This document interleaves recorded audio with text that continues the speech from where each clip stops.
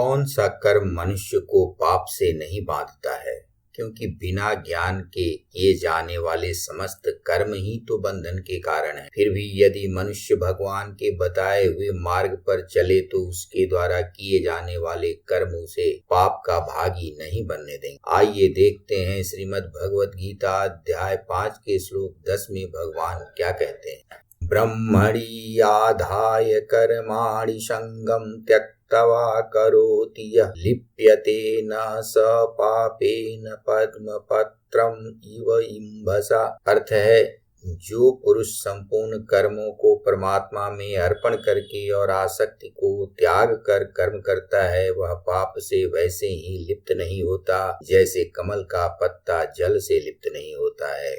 जो मनुष्य अपने द्वारा किए जाने वाले सभी तरह के कर्मों को या कर्मों के फलों को ईश्वर को सौंप देता है, वह उस कर्म के बंधन में नहीं फंसता है। जैसे ही हम किसी कर्म को करने के लिए संकल्प ही मात्र करते हैं तो हम उस कर्म का आरंभ कर देते हैं, जो सर्वथा पाप रहित नहीं हो सकता है। इसके पीछे की जो बात है वह यह है कि मन यह निर्णय करता है कि मैं इस कार्य को करूंगा, अर्थात उसने कर्तापन को स्वीकार कर लिया। प्रकृति के सिद्धांत के अनुसार जो करेगा उसे ही उसके फल की प्राप्ति होगी, अर्थात जो करेगा वही फल चखेगा, कर्ता ही भोक्ता बनेगा। ऐसी स्थिति में कर्म बंधन से बचना असंभव है जब तक हमें कोई दूसरा मार्ग न पता हो। भगवान उसी दूसरे मार्ग पर चलने वाला सूत्र बताते हुए कहते हैं कि तुम कर्म तो करो पर उसका कर्ता मत बनो। उन कर्मों को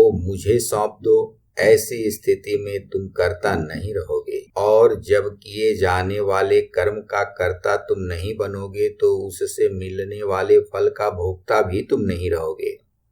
अर्थात कर्म या कर्म फल को ईश्वर को सौंप देने से अपने भीतर के कर्तापन का अभिमान नष्ट हो जाता है, और अभिमान रहित मन ही तो आत्म कल्याण का द्वार खोलता है। अहंकार के कारण ही अज्ञानता उत्पन्न होती है, और अज्ञानता ही मनुष्य को उसके आत्म कल्याण से रोक देती है। अज्ञानता के कारण ही हम जानते हुए भी पाप कर्म करते रहते हैं, लेकिन भगवान कहते हैं कि इससे बचने का मार्ग है। तुम किए जाने वाले सभी कर्मों के फल को हमें अर्पित कर दो और उन कर्मों के कर्तापन से अपने को दूर रख। लेकिन यह कैसे होगा?